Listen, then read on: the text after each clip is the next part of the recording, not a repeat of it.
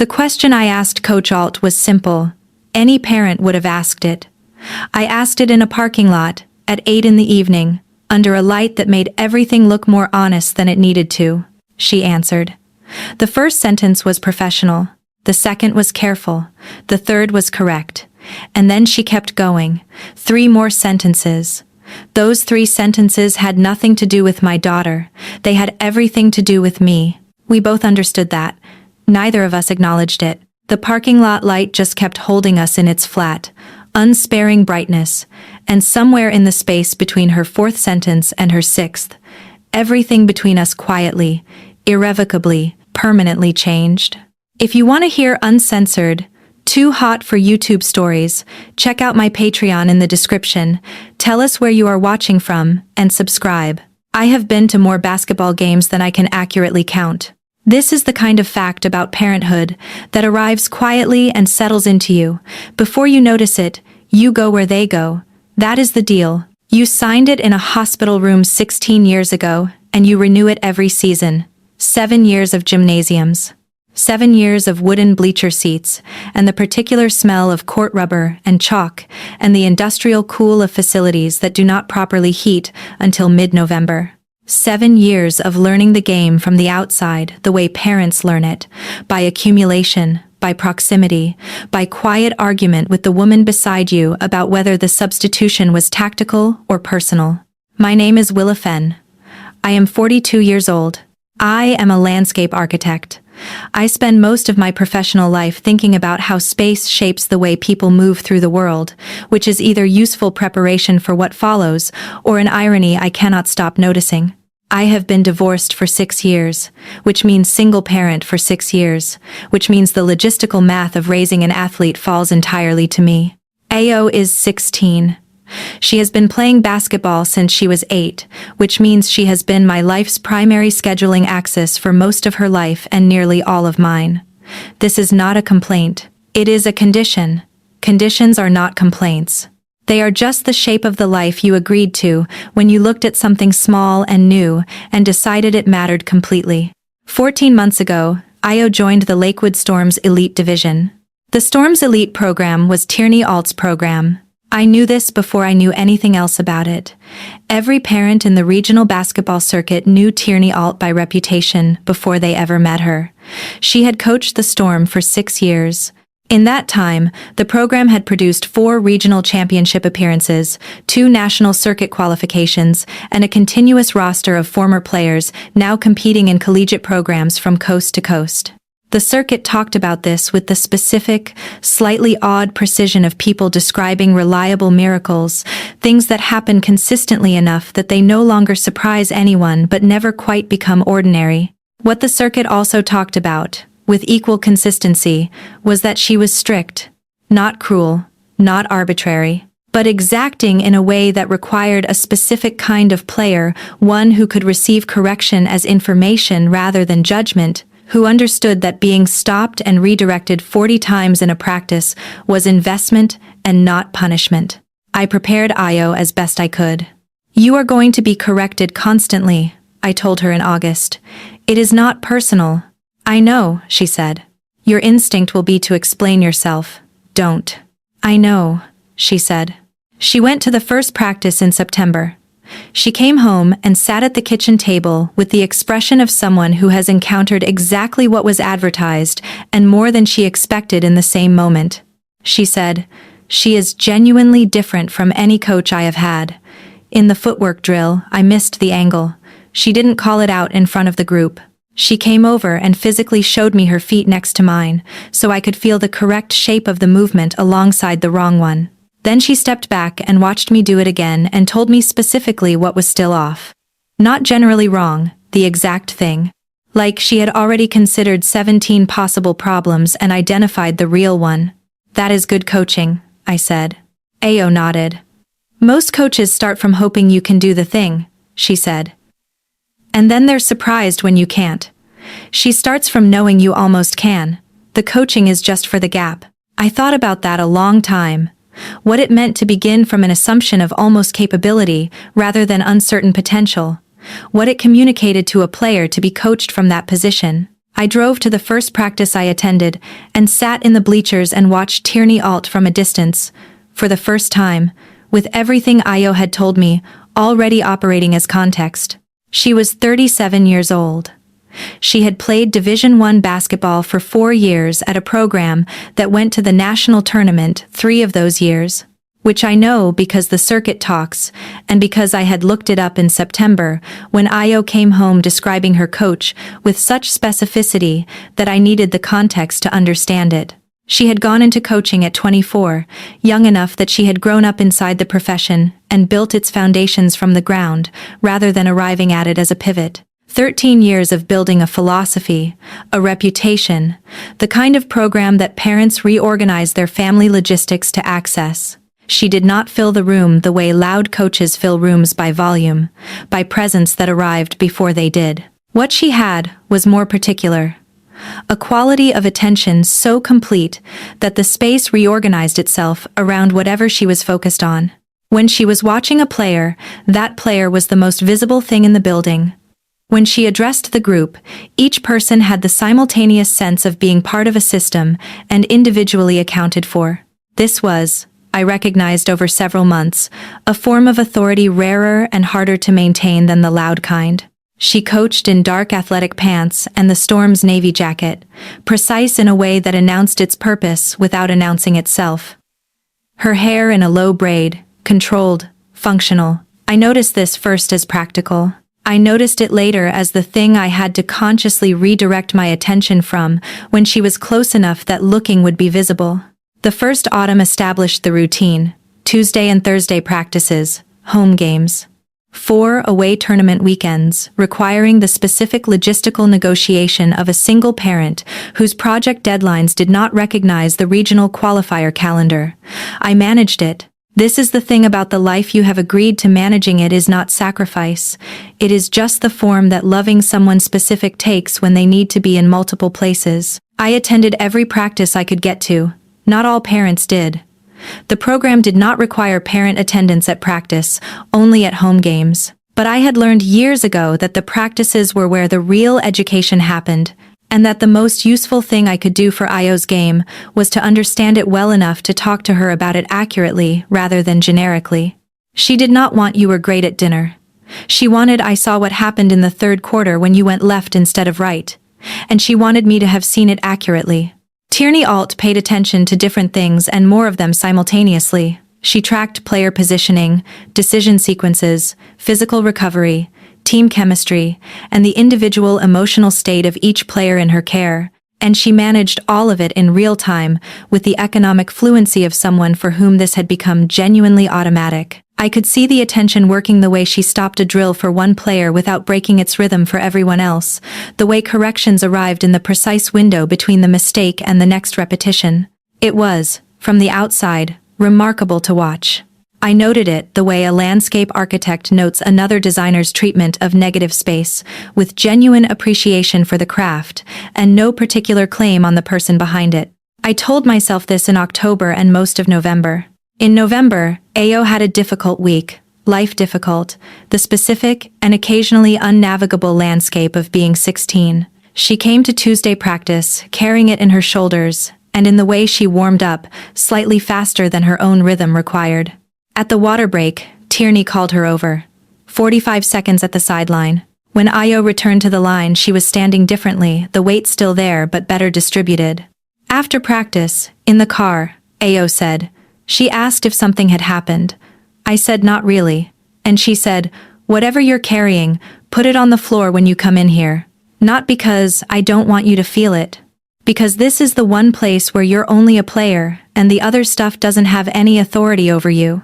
"That is good advice," I said. "She's good at the people part," Io said, like she keeps it completely separate from the basketball part, but she's clearly watching both. I drove home thinking about the word both. It is, in the end, not a complicated word. But the specific quality of being watched in 2 registers, simultaneously the game and the person playing it, is something I had not encountered before in a professional context, and had not expected to encounter in this one.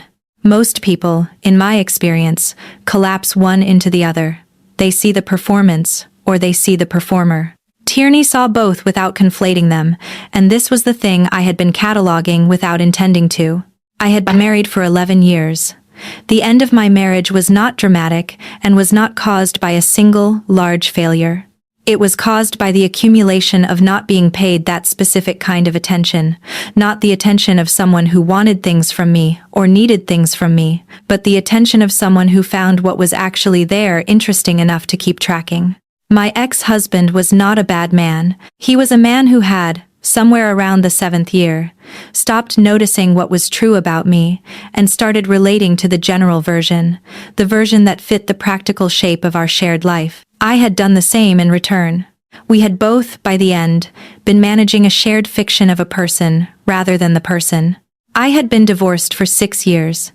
In those 6 years, I had rebuilt what I was, and had put the question of being truly noticed by another adult into a category that I considered closed. The word both, which Io had used to describe the way her coach watched simultaneously the game and the player, had not opened that category. It had simply made visible that the category had not been as closed as I believed.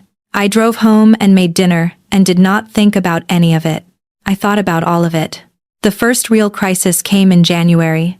The regional qualifier was 3 weeks out, a 3-day tournament that would determine which programs moved forward in the national circuit and which coaches received the kind of professional recognition that built programs. Long term. 12 players traveled. The starting lineup had to be set and maintained. Io wanted to start. She had been working toward this with a focus I had not seen from her before. Pre-dawn gym sessions, twice a week.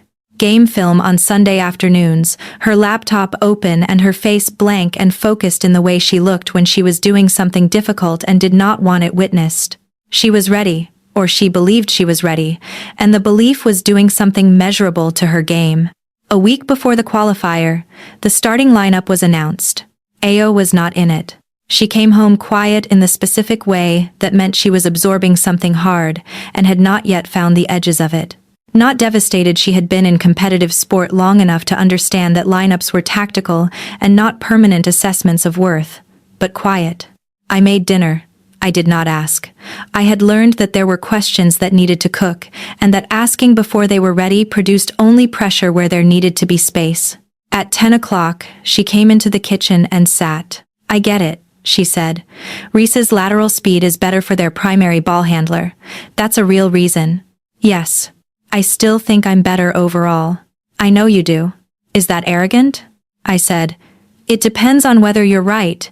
And if you're right, what do you do about it?" She looked at the ceiling for a moment. Then she said, "Work until she agrees." "Good," I said. She went back to her room. I stayed at the kitchen table and thought about the particular kind of courage that decides performance is the only argument worth making. And about the coach who had created the environment in which that was the decision. Not resentment, not withdrawal, just work. There was also, in those days between the lineup announcement and the team's departure, a smaller thing that I have not yet described. It happened on a Wednesday, the middle day of the 3 days between the announcement and the tournament practice. I was in the bleachers during the midweek session. Tierney was running a footwork progression at the far end of the court, demonstrating the sequence herself, not for correction, not for comparison, just showing the players what the correct shape of the movement looked like when someone who had been doing it for 25 years executed it at full speed. She moved through the court the way I had learned to watch her move economically, without exhibition, the body knowing exactly what it was doing and requiring no performance of the knowing. The team watched. Some of them, I could see, were trying to understand the mechanics. Io was watching the footwork, specifically the entry angle, the weight transfer, the moment of commitment before the direction change. She was watching it the way she watched things she intended to absorb completely. And Tierney, who had been looking at the players while she demonstrated, looked up once toward the bleachers and then looked back at the court. 1 second. Less than 1 second. The kind of thing you miss entirely if you are not already paying the specific kind of attention that means you never miss it. I had been paying that kind of attention since October. I wrote nothing down. I did not open my laptop. I sat in the bleachers for the rest of the session and watched and thought about the difference between noticing something and knowing what to do about it. The night before the team departed for the qualifier, I was in the facility parking lot at 8 in the evening. I had dropped Io for the pre-tournament practice and returned when the session ran past its posted end time. I sat in my car with the engine off, scrolling through messages I had not reached during the day. The facility door opened.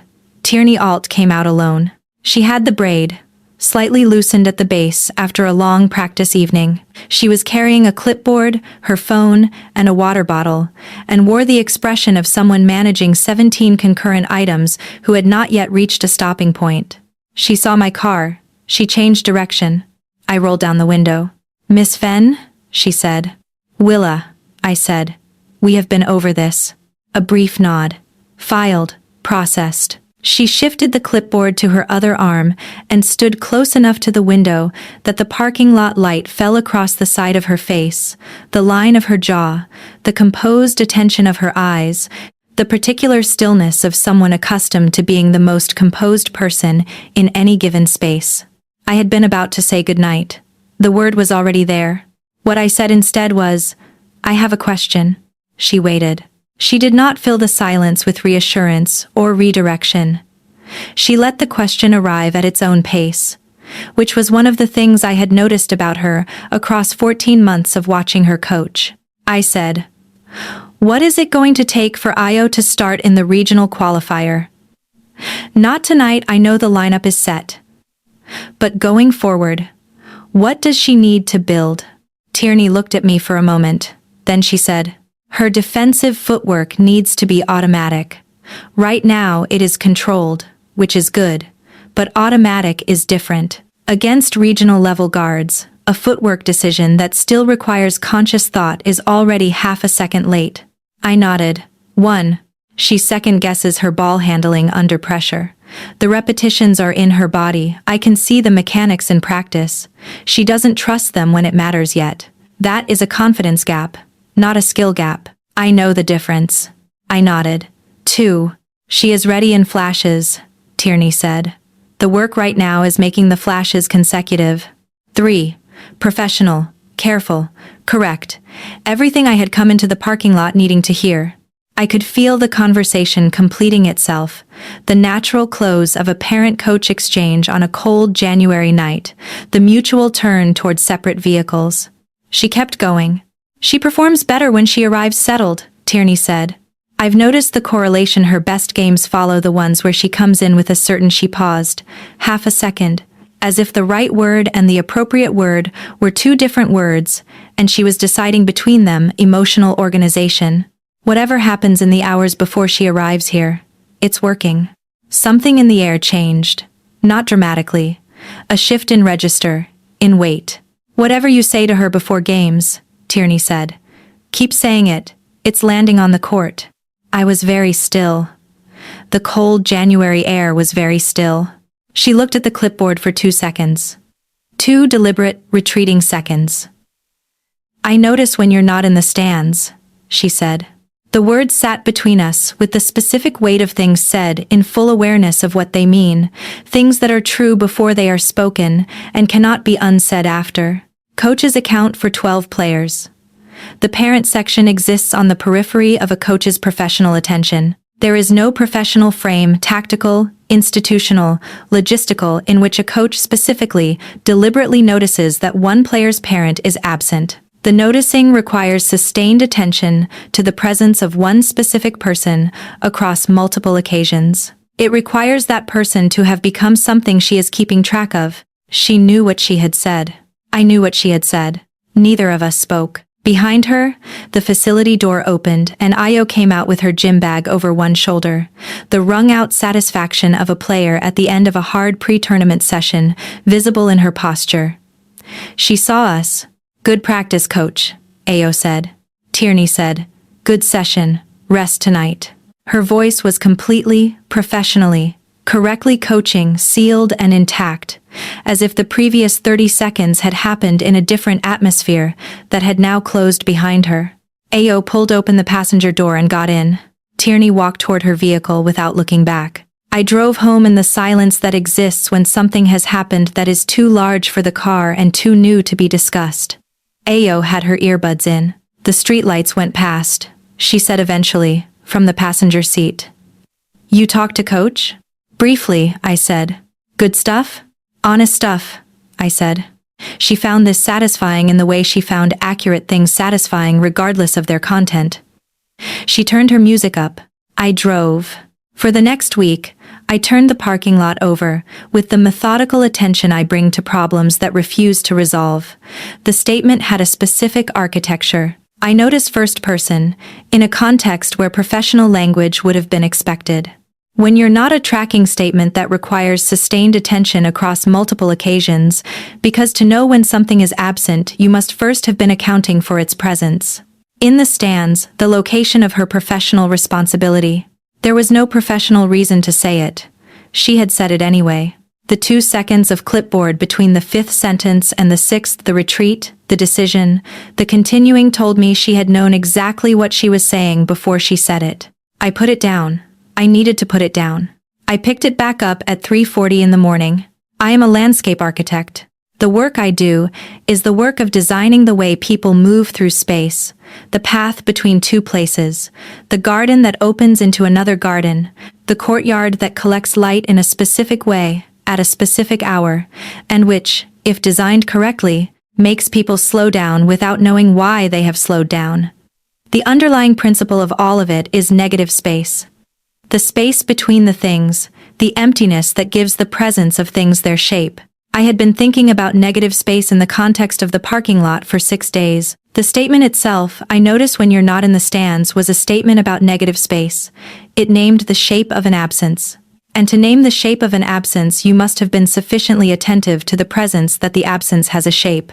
Tierney Alt had been sufficiently attentive to my presence in those stands, that my absence had a shape she could identify and describe. The design problem was not, I understood at 3:40 in the morning with the architectural project open in front of me and unread, what to do about the sentence. The design problem was what to do with the understanding that someone had been paying that specific quality of attention, and that I had, without intending to, and without admitting it, been paying it back. I closed the project. I made tea. I sat at the kitchen table in the specific quiet of a house where another person is asleep in the next room, and thought about the architecture of a situation that had no clean professional frame and had no clean personal frame either, and which was therefore a problem in negative space, defined entirely by what it could not yet be. The qualifier was 3 days in a city 4 hours away. Ayo had been clear that she did not want me there for this one. She needed to do it without my eyes in the stands, which was a reasonable thing to need and which I accepted without debate, because part of parenting is learning which battles belong to you and which belong to them, and making the choice not to make the distinction about your own feelings. I tracked the score updates from my studio. The architectural project was severely behind schedule for reasons that had nothing to do with the project. Ayo called after the second day. She said, I started. I sat up straight. Reese rolled her ankle in warm-ups, Ayo said. But I started. 32 minutes. And after, Coach said the footwork was automatic. Automatic, I said. Ayo laughed, the particular laugh that exists only in the aftermath of something earned rather than given, like she was surprised by the truth of it even though she had worked specifically toward it being true. What else did she say? Ayo reconstructed it carefully. She said 2 more, and it's consecutive. Go get them, I said. She did. The Storm finished second in the regional bracket. Ayo came home standing differently than she had left, not visibly, not in any way a stranger would catch. 2 additional millimeters of certainty that I knew because I had been watching her since she was born. At the kitchen table, she told me about a moment in the final game when a rotation broke down and she made a read that wasn't practiced, that came out of something Coach Alt had said 3 weeks earlier about the geometry of how defenders telegraph their positioning. She talks about geometry, Ayo said, like she sees the shape of how people move before they know they're going to. She saw this thing I did 2 possessions before I decided to do it. That's what automatic means, your body knows before your mind does. I thought, very quietly, about a woman who watches things closely enough to see decisions before they happen, about what it meant when the thing being watched was not the game. I put the project away and went to bed. I drove home. I worked for 2 hours and finished 2 things that needed to be finished. I made tea. I went to bed at 11. At 1:15 I was still awake. The first real conversation after the parking lot happened 3 weeks later, on a Tuesday during practice. I was in the bleachers with the laptop open. The gym sounds easier to think inside than the studio's quiet. Sometimes. The team was running, transition reads. Tierney stood at the arc with her arms crossed and her eyes doing their continuous accounting of 12 players through the drill sequence. At the water break, she came to the bleachers. She stood at the base of the stairs rather than climbing, clipboard in hand, the practice face slightly different in this smaller space than it was on the court. Her footwork in the press break started correctly today, she said. The entry point. I looked up from the laptop. Automatically? I asked. Getting there. She corrected her read on the switch without being prompted. She saw the solution before it became a problem. There was a short silence. The gym was loud in the background. She said, I want to apologize. For what? I asked. I waited to see which specific thing she would name. She looked at the court. The team was regrouping. The water break had 30 seconds left. The parking lot, she said. The last part. Why did you say it? I asked. Not hostilely, just directly, because I wanted to know, and because she was a person who paid attention to the difference between hostile questions and honest ones. A pause. The specific kind that involves a real-time decision between 2 possible answers, both of which are available, neither of which is easy. I don't know, she said. Which was obviously not true. Tierney Alt was not a woman who did not know the answer. She was a woman who decided which answer to give. The decision to say I don't know was itself a kind of answer, and she knew that, and I knew that, and neither of us pretended otherwise. She went back to the court. I looked at the laptop for 45 seconds without reading anything. Bet arrived 12 minutes later with 2 coffees and the particular expression of someone who has arrived with intentions. I said, please don't. She said, I came to watch practice. I said, you always bring coffee when you have something to say. She handed me mine. She looked at the court, where Tierney was running the transition sequence again, her voice clean and carrying above the gym noise, her attention distributed across the players with the fluency of 13 years. She is genuinely good at her job, Betta said. Specifically and remarkably good. I know, Io knows. I know, she said. It's worth naming what makes this complicated, putting it in the air between us. So, you know that I know. I said, go ahead. The organization she has built, Betta said. 12 players whose parents all believe their kid deserves more minutes. The fact that your daughter cannot benefit from or be disadvantaged by anything that happens outside this gym. The reputation that is the only currency the program runs on. I know all of this, I said. I know you know it. She sipped her coffee. I said it so you could hear it out loud in this building, and confirm it. Is there an uncomplicated version of this? I asked. Bet thought about it.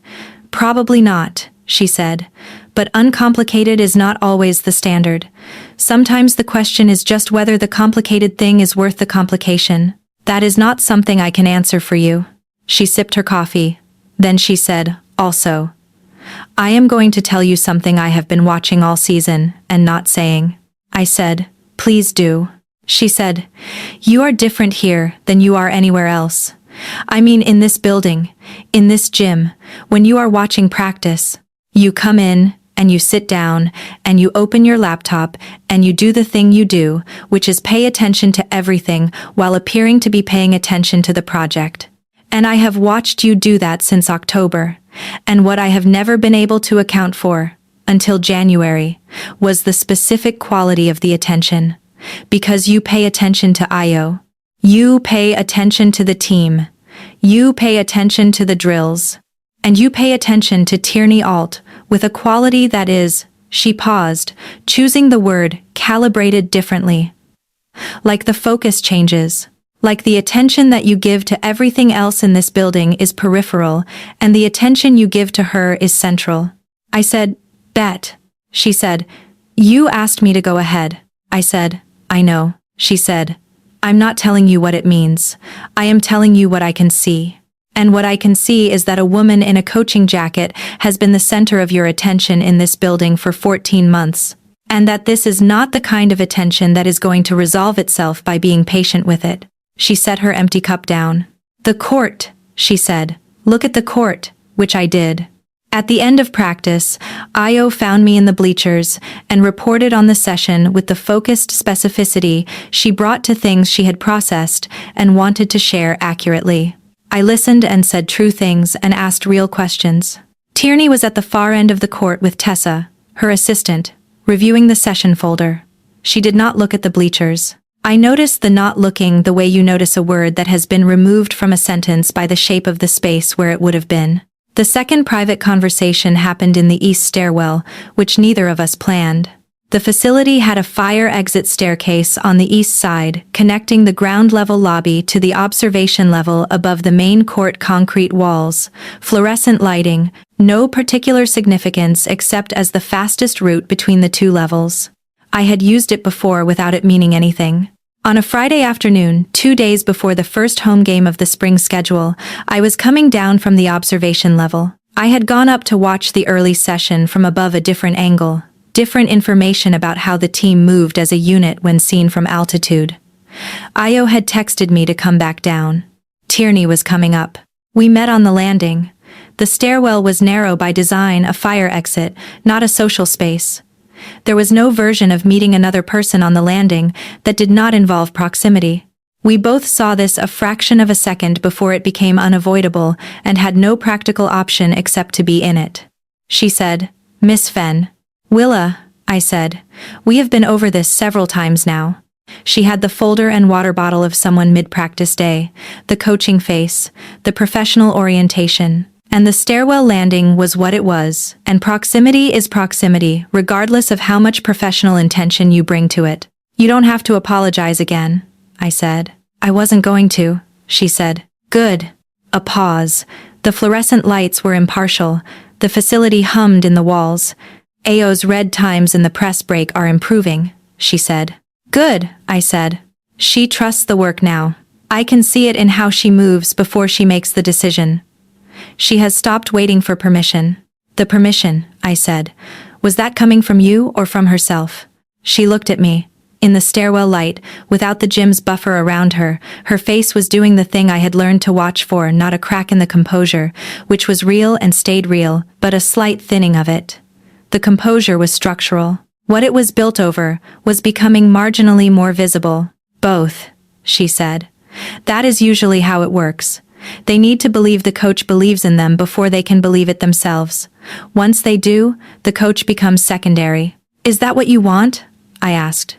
"To become secondary?" She said, "It is what good coaching produces." "Yes," I said. "But is it what you want?" A pause.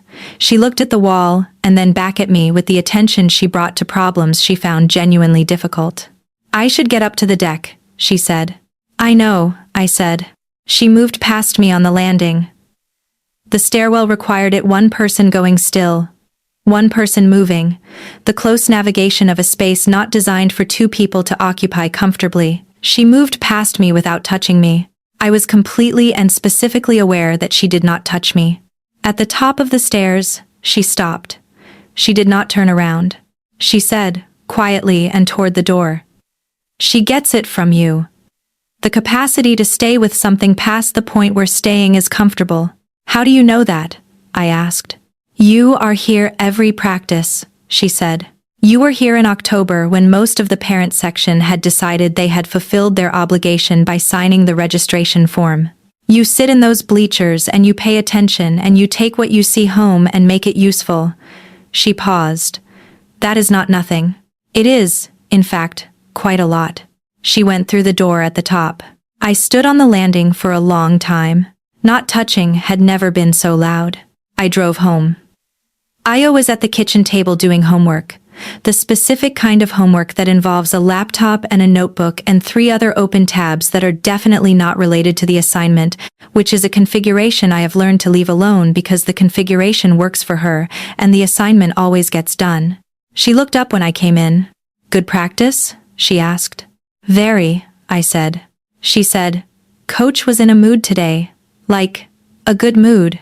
She ran the footwork sequence, and then she ran it again, and the second time she told me the entry angle was right, and she said it like she meant it. Not like a correction, like an acknowledgement. I put my bag down and went to start dinner. She doesn't do that often, Ao said. Acknowledge when something is right, specifically. Like she'll say the correction very specifically, but the acknowledgement is usually just she keeps going. Tonight she stopped and said it. I said, what did it feel like? Ao thought about it. Like being weighed correctly, she said. Like the scale was right. I stood at the counter and thought about the weight of an accurate measurement. About what it meant to be seen correctly by someone who does not see carelessly. I made dinner. We ate. We talked about something that was not basketball and not any of it. And afterward I did the dishes and Ao went back to the 3 tabs and the assignment, and the evening was the ordinary shape of our ordinary evenings, and none of what was happening in the gym had any visible presence in the kitchen. The first home game of the spring schedule was on a Saturday afternoon. The gym filled in the specific way home games fill not a tournament roar, but the warm density of a community that has opinions about the lineup and enough confidence to hold them. I sat with Bet in our regular spot, center bleachers, court angle view. Ao started. She played 40 minutes. 3 assists, 14 points, and 2 defensive plays in the fourth quarter that I understood well enough to recognize as correct, and that the parents section understood well enough to make noise about. She was consecutive. The word Tierney had used in the parking lot 3 months ago, consecutive, was what I was watching, and it was what was happening, and I felt something expand in my chest that was not mine alone. After the final buzzer, during the team meeting at the bench, I watched Tierney talk to the group. She was in the coaching jacket and the braid, precise and in command in the way she was always precisely in command, already moving toward the next problem even as this one closed. She said something that made Ao nod with the nod that meant she had heard something accurate and was storing it immediately. The meeting broke. The team filtered toward the locker room. The gym began its transition from game space to building. Betta said. She started her because it was right to start her. The footwork, the consecutive. Because of the work, not anything else. Yes, I said. Make sure you know that, Bet said, before you figure out whatever comes next. The coaching is the coaching. I know, I said. Tierney was at the sideline with Tessa, the post-game folder open between them. The gym was thinning out around her, the ceiling lights brightening slightly as the crowd noise fell. She was reviewing the notes in the folder with the same attention she brought to everything. She looked up. Not at the parents section, specifically at the bleachers, the coach's habit of accounting for rooms. Her eyes moved across the rows. They found mine. They held for less than a full second. Then she looked back at the folder. Bet said, very quietly, into her coffee. There it is. I said, please don't. She said, I'm just observing. I said, observe something else. She said, I genuinely cannot, with such gentle helplessness that something moved through me that was very close to a laugh which I did not allow, because the woman in question was 10 yards away, and I was still learning how to be in the same room with what had been said in the parking lot in January, and what had not been said in the stairwell on a Friday afternoon. I looked at my hands. I thought about 6 sentences and the specific weight of 3 of them. I thought about a stairwell landing, and the long specific fact of not touching. I thought about automatic and consecutive, and the permission to trust what you have practiced past the point where practicing was comfortable. I had asked a question. It was the right question, the only one available to me on that night in the parking lot. She had answered it 3 sentences past the point where the answer was still professionally safe.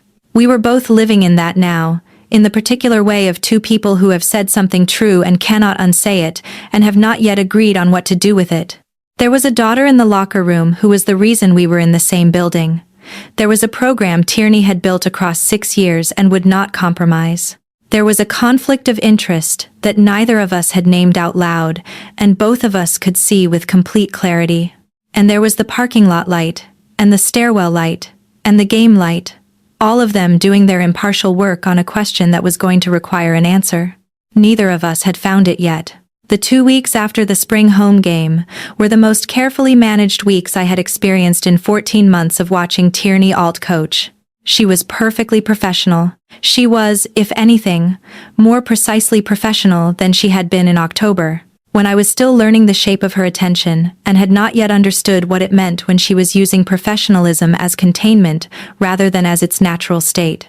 She ran the practices with the same exacting fluency she always brought. She corrected Io's defensive reads, acknowledged her press break improvements, and managed her rotation with the tactical clarity that the circuit had been attributing to genius for 6 years. She did not come to the bleachers at water breaks. She did not look at the parent section in the specific way she had looked at it after the spring home game, the way that had caused Bet to say, very quietly, into her coffee, "There it is." She was doing everything correctly. She was managing the situation the way she managed everything, by building a structure around it that kept it functional, that kept the program running, that kept 12 players developing and the season progressing and the coaching box professional. I watched her manage it and thought about the word containment, and thought about what it means when you can see the management, and what it means that seeing it required me to have been paying this specific kind of attention. Ayo came home from practices talking about adjustments. Her press break timing.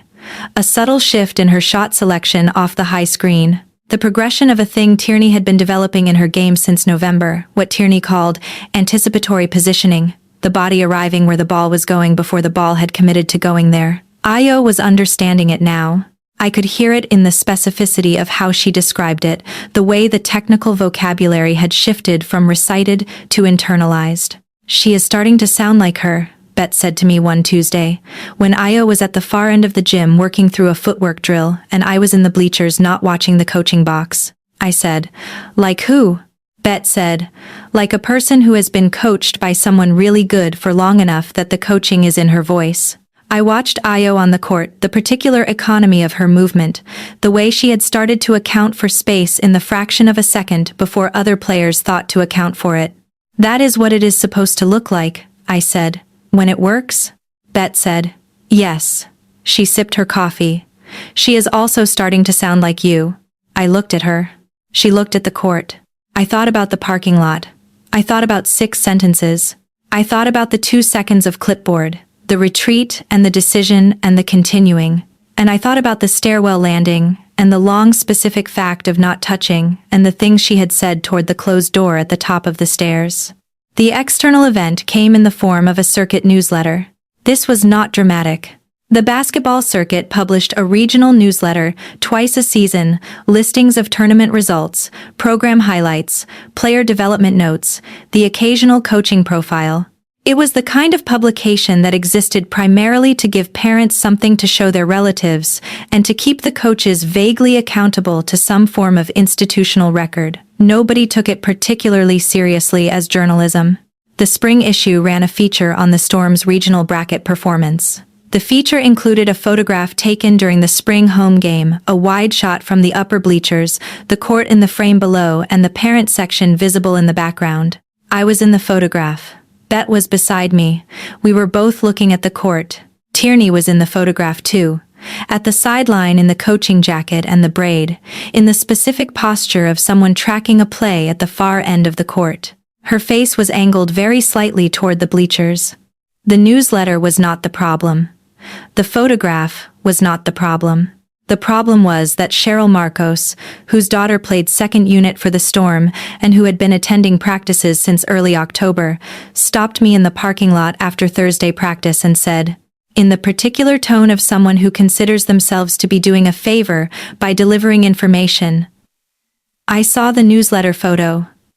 I wasn't going to say anything, but you know how people talk." I looked at her. She said, "I'm just saying. People notice things."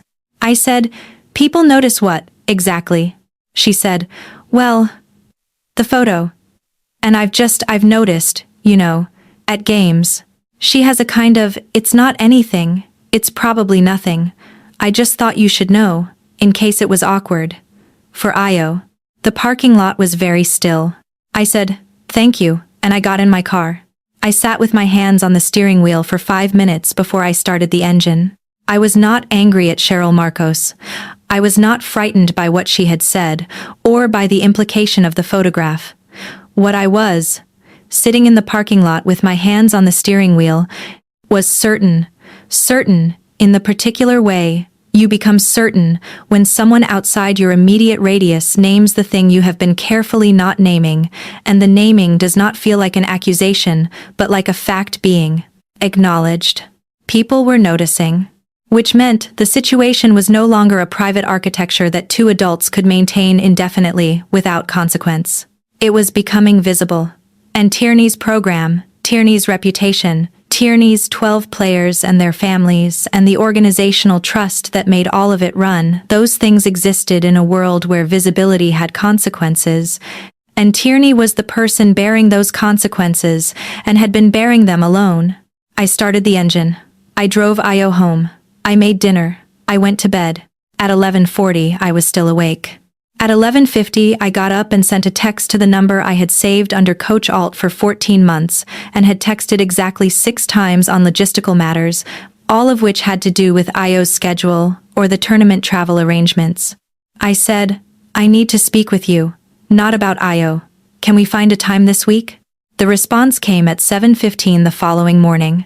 It said, "After Saturday's practice, the facility will clear out by 5:30. I'll be in the film room." I said, "Yes." I put the phone down and looked at the ceiling of my studio for a long time. Saturday's practice ran until 5. I sat in the bleachers for the duration, not working, not pretending to work, just watching.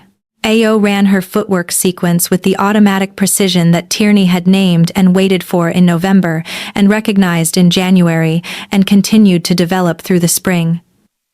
The other players ran theirs. The gym held the specific noise and smell and amber-light quality of late afternoon practice, the particular texture that had become the texture of my second life over 14 months. Tierney coached. She was perfect at it in the specific way she was always perfect at it. When she corrected Io, it was because the correction was accurate. When she pushed Io, it was because the push was warranted. When she acknowledged Io's work, it was because the acknowledgement was earned. I had been watching closely enough and long enough to know the difference between a coach who was managing a player correctly and a coach who was using a player's performance as a substitute for something else, and there was no substitute here. The coaching was the coaching. Bet knew enough to say nothing today. She watched the practice beside me and drank her coffee and said, when the players were breaking down at 5, that she would see me Tuesday, and she left before the parent section cleared out entirely. By 5:30, the gym was empty. I knocked on the film room door. "Come in." The film room was what film rooms always were, low light, the faint hum of equipment, 2 rows of chairs facing a screen that was currently dark, a whiteboard with residual traces of tactical diagrams in blue marker. Tierney was at the far end of the front row with a tablet in her hand that she set down when I came in. She had changed out of the coaching jacket into a darker one, something she wore off-duty, and her hair was still in the braid but had the slight looseness of a long Saturday. She did not look like she was surprised to see me. She looked like she had been waiting for this conversation for longer than a week, which was probably accurate.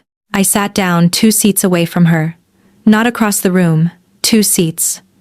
I wanted her to understand that I had not come here to make the distance larger. She said, "I owe you an honest conversation." I said, "Yes, you do." She looked at the dark screen, then she said, "It started before October." I waited. Not the awareness that came with October, with watching you in the bleachers and understanding that you were paying the same kind of attention I was paying, just to different things. But the something before the awareness. The thing that made the awareness possible. She paused. She was doing what I had watched her do across every difficult conversation this season, finding the precise word, not the professional word, the precise one. She said, "I noticed you at the September information night, before the season. You sat in the 3rd row, and you wrote something down when I said the thing about the voice in the car. Nobody else wrote anything down. I remembered that night. I remembered writing it in the notes app. Your voice in that car is more powerful than mine on the court," she said. I thought about that for 3 days. "The fact that you wrote it down," I said. "That is a small thing to think about for 3 days." She said, I know. I said, that is not nothing about the way you show up here. I meant both things when I said it in the stairwell. I meant the factual version, and I meant the other version. I waited. She said, I have been aware of the other version since November. I have been managing it the way I manage everything, by making it functional, by building a container around it that keeps the program running and keeps you from having to carry something that is mine to carry. She paused. I have not done that well. I said, tell me what you mean by not well. She said, I mean the parking lot. I mean the stairwell. I mean the way I come to the bleachers during water breaks, because that is the closest I can get to having a legitimate reason to be near you without it being something it shouldn't be. I mean that I looked at you in the stands for less than 1 second after the home game and Bet Lau saw it. I said, Cheryl Marcos also saw it. She told me on Thursday. Tierney was quiet for a moment. She said, I didn't know that. I said, now you do. She was quiet for longer than usual. The film room was the kind of quiet that happens when the machinery of a decision, something that has been building for weeks, is finally fully in view. She said, in November, the night I saw your car in the parking lot, I went back to the facility to get my phone, and I saw your car still there, and I stood at the window of my office for 6 minutes before I went to get the phone. 6 minutes. I know it was 6 minutes because the clock on my office wall is the kind that coaches use to track session intervals, and I watched it without meaning to watch it. I said, what were you thinking? She said, I was thinking about the specific configuration of problems that would follow if I walked out to the parking lot. Every one of them was real. Every one of them still mattered. I was also thinking that I was standing at a window watching a car in a parking lot for 6 minutes, which is not something a person does when what they are feeling is manageable. I said, and you went home. She said, I got the phone. I walked back through the lobby. I could see the parking lot from the lobby door.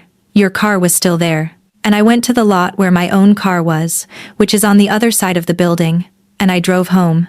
She said, I have thought about that specific sequence of decisions approximately every day since November. I said, I know what that kind of thinking feels like. She looked at me. I said, I have the 3:40 in the morning version of the same accounting. She said, quietly, good. I didn't want to be the only one doing it. She looked at the whiteboard. She looked at her hands. She was not a woman who looked at her hands very often. Her hands were usually occupied, usually useful, usually the most professional part of her, and looking at them now was something she was allowing rather than performing. She said, Io cannot be the one who pays for this. I said, I know that. She said, her development in this program is real. The work she has done is real. If I make decisions about her playing time, or her rotation, or her lineup position, that cannot be defended on purely tactical grounds, then everything she has built this year gets contaminated. I am not willing to let that happen. I said, that is the most important thing you have said to me. She looked at me. I said, not because I needed you to say it, because saying it tells me you understand what this is and what it isn't. And I needed to know that you understood. She was quiet for a moment. She said, I fell in love with you somewhere around the shell drills in November, and the night in January, when you stayed in the parking lot for 45 minutes after drop-off and told yourself you had work to do. The film room hummed around us. I said, you saw my car. She said, I was going back for my phone. I had left it in the office. I saw your car and I kept walking to the office, and I picked up the phone and I came back out and you were still there, and I went home. I said, you went home. I went home, she said, because the alternative was walking out to the parking lot and saying something I did not have the right to say while I was your daughter's coach. The room was very small, in the way rooms become very small when the correct amount of truth enters them. I said, what would you have said? She looked at me with the attention she brought to the hardest problems. She said, I would have said that I have been paying attention to you for 4 months, and that the attention is not about the program, that I have been managing it the way I manage everything, which is to say imperfectly, and that I am aware of what it costs you when the managing fails. I would have said that the parking lot sentence, the one about noticing when you're not in the stands, was not something I intended to say. And that I said it anyway because it was true and because, for approximately 30 seconds in a parking lot in January, I stopped being only a coach. I looked at her. I said, "Those 30 seconds cost us 3 months." She said, "Yes, they did.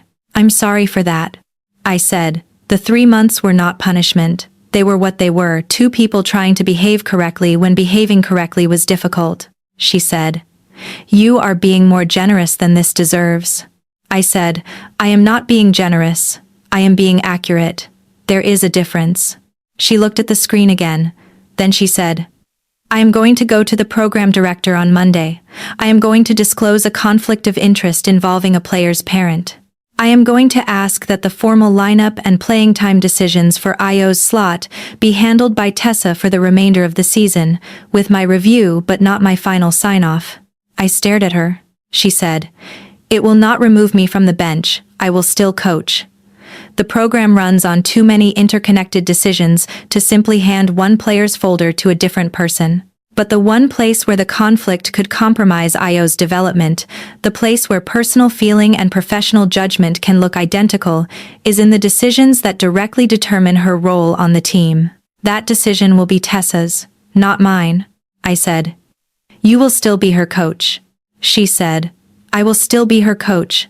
I will still correct her footwork and push her reads and tell her when the flashes are becoming consecutive.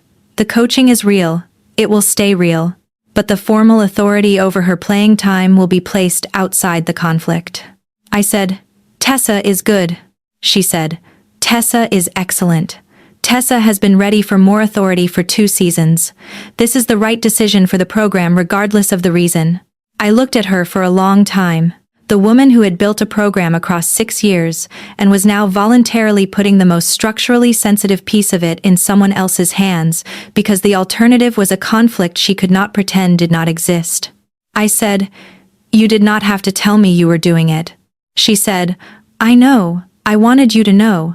Not because I need credit for it, because you have been carrying the weight of this situation without a full picture, and I am the one who made it that way. You deserve the full picture." I said, "Yes, I do." She said, "After the season, when I am no longer making decisions about Io's roster spot or her rotation, I would like to talk. Not here, not in this building. I would like to have that conversation on ground that has nothing to do with the program." I said, "Tell me when the season ends." She said, "June 14th. I said, "June 15th, then." She nodded. Something moved very briefly across her face, not relief, exactly, but the specific quality of a weight that has been held in one position for a long time, being shifted slightly. Not put down, shifted. Into a position that could be maintained. I got up. She walked me to the door. "In the hallway," she said. "I meant what I said in the stairwell. About the capacity to stay with something.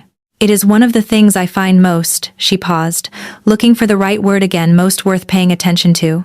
I said, "You are going to have to learn to say the full sentence eventually." She said, "I know. I'm working on it." I walked out of the building into the Saturday evening air, which was the particular cool of a late spring evening that cannot decide whether it is still winter or finally committed to becoming something else. I sat in my car for 3 minutes. Not 45. 3. Then I drove home. She went to the program director on Monday. I know this because Tessa texted me on Tuesday with a form about a scheduling change to the qualifier registration that needed a parent signature, and the text came from Tessa rather than from the administrative assistant, and at the bottom, Tessa had written, parenthetically, "I've taken on expanded responsibilities this week. Looking forward to the rest of the season." The parenthetical was Tessa being professional and warm and entirely aware of the situation and choosing to make it simple rather than complicated. I appreciated it. I signed the form and sent it back. The last 6 weeks of the season proceeded with the particular quality of things that have been given the right shape and allowed to run in it. Tierney coached. Io developed. The press break timing solidified. The anticipatory positioning became, by May, the kind of thing that the other team's coaching staff was actively scheming to counter, which Tierney noted in a post-game email to the full roster with a dry, specific line. "When the defense adjusts for you, it means you have become something they have to account for. Account for the adjustment." Io came home from games standing the way she had stood since the qualifier in January, with the 2 additional millimeters of certainty that had become the baseline and were now being exceeded. She said, "One evening in May, Coach told me something today." I said, "What?" She said, "She told me I am ready for the next level of the program, the junior travel circuit. She said she's going to recommend me for the summer evaluation session." I sat very still. Io said, "Is that good?" I said, "That is the best thing she could have said." Ao said, "She said the footwork became automatic, like she promised it would." I said, "Yes, like she promised it would." Io went back to her room. I stayed at the kitchen table and thought about a parking lot and 6 sentences and a woman who sees things before they happen and who had seen, in October, in the 3rd row of a parent information night, a parent writing something down. The season ended on June 14th with a final home game that the Storm won by 9. Io played 38 minutes and scored 17 and made the defensive play in the 4th quarter that the Circuit newsletter would run a photograph of in the summer issue. She was, by any professional assessment, the best version of herself she had ever been. After the game, in the team meeting at the bench, Tierney said something to the group that I could not hear from the bleachers. Io nodded with the specific nod that meant she was storing something. The team broke toward the locker room in the particular noise of a season that has ended correctly, not perfectly, because seasons do not end perfectly, but on the right side of what they set out to accomplish. Tierney stood at the sideline for a moment after the team dispersed. She was still in the coaching jacket and the braid, still in the exact posture she had held in the coaching box for 14 months. She looked at the court. Then she looked at the bleachers. She found me. She held my gaze for exactly 1 second. Then she turned and walked toward the coach's tunnel. Betta said, beside me, June 15th. I said, "You heard that?" She said, "I inferred it." She let the inference sit for a moment. Then, "She did the right thing with the director." "How do you know about that?" Bet said, "Tessa's wife is in my book club." I looked at her. She said, "I know things, Willa. I have always known things. I've just been waiting for you to be ready to hear them." She picked up her coffee cup and found it empty and stood. "June 15th, she said again, and left. The summer had the specific quality of the season between things too early for the next registration to feel real, too late to pretend the last one was still ongoing. Io spent it in the training gym twice a week, working on the press break timing that was already good and making it better, because that was who she was and what she did. She talked about Coach Alt, the way she talked about foundational things, not with the fresh excitement of discovery, but with the settled confidence of someone who has internalized something important and knows it will stay. I did not reach out on June 15th. I waited. On June 19th, at 8:17 in the morning, my phone buzzed. It said, "Are you available this week?" outside of anything connected to the program. I set the phone down. I picked it up again. I said, "Wednesday. There is a coffee place on Alderton Street that I go to for work sometimes. They have a table by the back window, 9 o'clock. She said, "Wednesday, 9 o'clock. She was there when I arrived. Dark jeans, a gray jacket, hair down. I had never seen her hair down before. I had seen it at the September information night. I knew she wore it differently outside professional contexts. But being in the same room with it, the same room where there was no program and no coaching box, and no daughter and no circuit and no conflict of interest currently being actively managed was different from knowing it. She was sitting with her hands around a coffee cup and she looked like a person sitting in a coffee shop, which was the most ordinary possible description of what I was looking at, and also the most true. Just a person. No clipboard, no water bottle, no professional frame. She looked up when I sat down. She said, "I don't know how to do this without a game plan." I said, "I know." I said it because I could see that it was true that she had built her entire adult life around the preparation of game plans and the management of situations from within them, and sitting across a table from me, in civilian clothes, without any institutional frame, was the first situation in some time where a game plan was genuinely not available. I said, "Tell me what you would have said if you had not been my daughter's coach." She looked at the back window, then she looked at me. She said, I would have asked you to have coffee in September. I said, we are having coffee.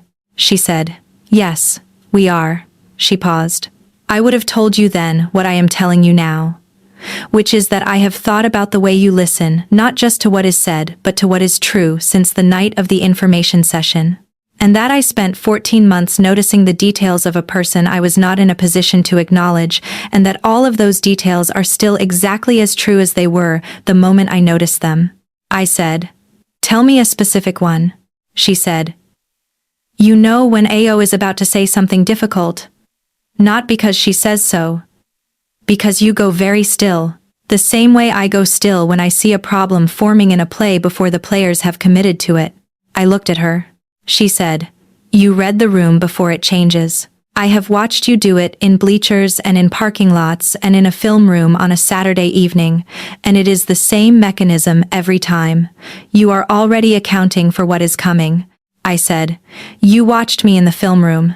She said, I was watching you in the film room while pretending to look at the whiteboard. Yes. Something moved through me that I had been holding at a careful distance for 6 months. I said, I went still when you said the last 3 sentences in the parking lot. She said, I know. I was watching. I said, and then you walked away. She said, and then I walked away. Because walking away was the only accountable version of that moment. She looked at the coffee cup. I have spent a significant amount of time thinking about accountable versions of moments since October. I said, I know. I have too. I said, tell me the rest of it. The part you have been building a container around since November. She looked at me for a long moment. Not the coaching look, not the evaluating attention of someone assessing a play or a rotation or a defensive read. The other look, the one I had seen in the parking lot and in the stairwell and in the film room on a Saturday evening. She said, I came to the bleachers at water breaks because the water break was the only professional cover for being near you. She said, I went to the parking lot in November when I saw your car, and I thought about it for 3 days and told myself it was manageable. She said, I let you leave the stairwell on a Friday afternoon without saying anything that mattered because I had not yet found the version of saying it that did not compromise the program. She said, I noticed when you were not in the stands because I was looking for you before the game started. She stopped. She said, I am in love with you. I have been. In various degrees of awareness and denial, since a woman in the 3rd row of a parent information meeting wrote something down and I thought about it for 3 days. That is the full sentence. I have been working on it. The coffee shop was warm around us. The back window showed a stretch of Alderton Street in the morning light, people moving through their Wednesday in the ordinary ways of people who did not have to sit with anything particularly complicated. I said, you walked away from the parking lot in November. She said, yes. I said, you went home. She said, yes. I said, that is the thing that I keep coming back to. Not the sentence in the parking lot, or the stairwell, or the film room. The night in November when you had a reason and you went home instead. She was very still. I said, I need you to understand that I am not rewarding the walking away. I am not saying that it was easy, or that it should have been easy, or that it cost nothing. I am saying that it is the thing that tells me who you are in the moments that matter most. She said nothing. I said, you protected Io. Not because you were afraid of what would happen to you if you didn't, because protecting Io was the right thing to do and you did it. She said quietly, it cost something. I said, I know it did. I'm not asking you to pretend it didn't. She looked at the window. I said, I have conditions. She looked back at me. I said, Io's coaching is the coaching. Whatever happens between us, it stays separate from the gym. If she is in the next program level, if she's under you again next season, the coaching is yours, and it is honest, and it has nothing to do with this. She said, yes, agreed. I said, when you are managing something, a feeling, a difficulty, a thing you are building a container around, you tell me. You don't manage it by going home and sitting with it for 3 days. You find a version of saying it and you say it. She said, that is a significant condition. I said, I know. It is also the one that matters most. The 6 sentences in the parking lot were 3 months of not saying things all coming out at once. I need fewer parking lot moments and more early conversations. She said, I am not practiced at early conversations. I said, I know, we will both be learning. She said, okay. She said it with the specific weight of a person who has agreed to something they mean to keep. Not okay as deflection, or okay as accommodation. Okay as a beginning. We sat with it for a moment. The coffee shop was warm, and it was Wednesday morning on Alderton Street, and the specific formality of the conditions conversation had settled into a kind of quiet that felt, for the first time in 6 months, like the quiet of 2 people who knew where they stood, rather than 2 people managing the space between them. She said, Can I ask you something that is not about any of this? I said, Yes. She said, What is the project? The one that kept being behind schedule, I said. A garden installation for a private residence, connecting 2 levels of a hillside property without making the path feel like infrastructure. She said, What did you decide? I said, Switchback paths with planted bends. You slow down at each turn because there is something to look at, so the path becomes the point rather than the obstacle. She looked at me with a quality of attention that had nothing to do with the program. She said, That is the most coaching-adjacent piece of landscape architecture I have ever heard described. I said, I know. I noticed that when I was working on it at 4 a.m. in January, the corner of her mouth moved. Barely. But it was the specific barely of someone who has laughed more than they usually allow in a professional context and is deciding whether to allow it here. She allowed it. It was small. It was genuine. It was the first time I had seen her laugh without the laugh being managed, and it changed the quality of the room the way a genuine laugh does, not by filling it, but by making it briefly less serious than it had been. And the less serious was not a loss, but a relief. The specific relief of a room that has held something heavy for a long time and has finally been given permission to put it down. We stayed for an hour. We talked about other things. She told me about the program's history the first year she took over, the parents who had not trusted her, the game she had nearly lost in the 3rd quarter of a regional qualifier 5 years ago because she had been too attached to a rotation that was not working. She told it the way she told things she had processed completely and was now using as information rather than carrying as weight. I told her about the divorce, and about 6 years of single-parent logistics, and about the specific, particular satisfaction of watching Io become the player she was becoming. I told her about the Notes app. She said, You write things down, I said, when they're worth keeping. She was quiet for a moment. She said, What else did you write down? I said, That is a longer conversation for a Friday. She said, Friday at 9, I said. I reached across the table. I did not touch her hand. I placed my hand on the table near her hand, close enough to mean something and not so close that it was a pressure. She looked at the table. She looked at my hand. She turned her hand over.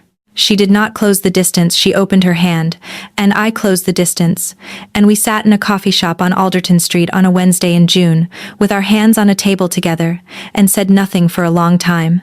It was Bet, several weeks later, who described what happened at the Storm's pre-season scrimmage in August as unremarkable, which was her way of saying it was the most remarkable thing she had seen in the gym all year. Tierney was at the coaching box. I was in the bleachers.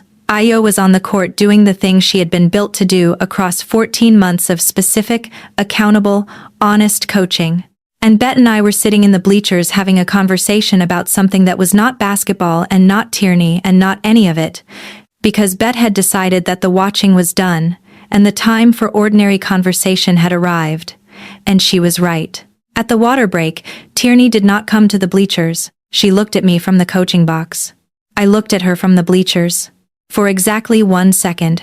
And then Ayo came off the sideline asking me something about the defensive scheme she was working through, and I turned to answer her, and Tierney turned back to her clipboard, and the scrimmage picked back up, and the gym was exactly what it was supposed to be.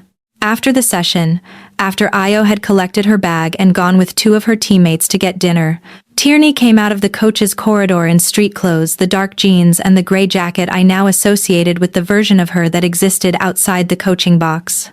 Her hair was down. She found me by the east entrance, where I was collecting my bag. She said, "Good session." I said, "She is going to be remarkable." She said, "She already is." I said, "That is your work." She said, "It is her work. I just showed her the gap." I held the door for her, and we walked out into the August evening, which was warm and still in the particular way of a city deciding to let summer stay a little longer. We walked toward the parking lot, and we were not walking like a coach and a player's parent. We were not walking like anything that needed a category or a professional frame. We were just walking. She said, quietly, as we reached the cars. "I am still learning the early conversation." I said, "I know." She said, "I wanted you to know that I know I am still learning it." I said, "That is an early conversation. You are doing it right now." She was quiet for a moment.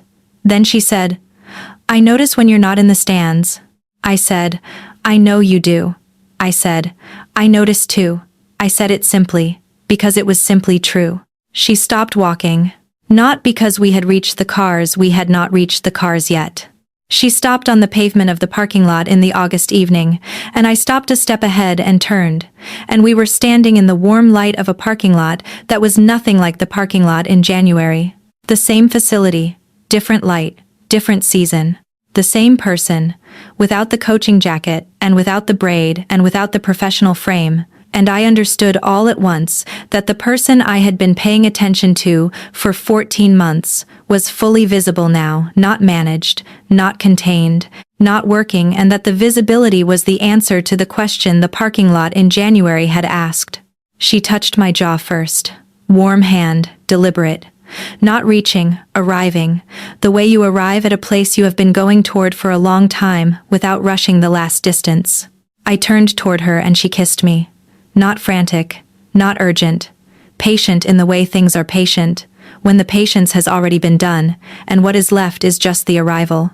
Her hand stayed at my jaw, and I felt the warmth of it, the specific warmth of a hand that had been all professional context for 14 months and was now just a hand, warm and present and entirely there. The kiss was not long.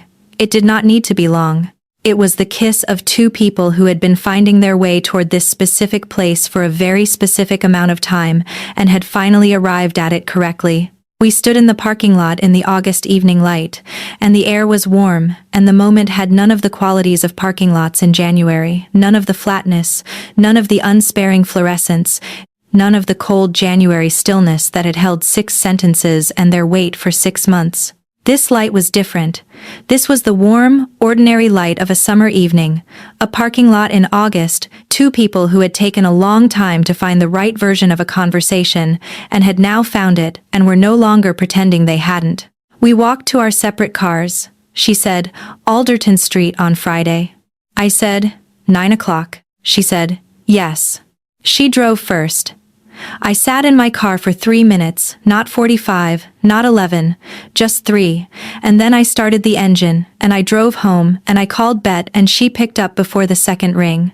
She said, "Was it the parking lot again?" I said, "No, it was under the right light this time." She said, "Good." I said, "Friday at 9. She said, "I know." She said it warmly, in the way of a person who has known things for a long time and is very glad that the knowing finally has something useful to do. I hung up. I made dinner.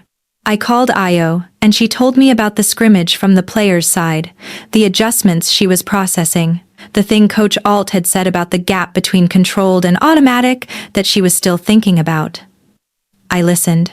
I said the right things. I was fully, accurately, specifically present for every word.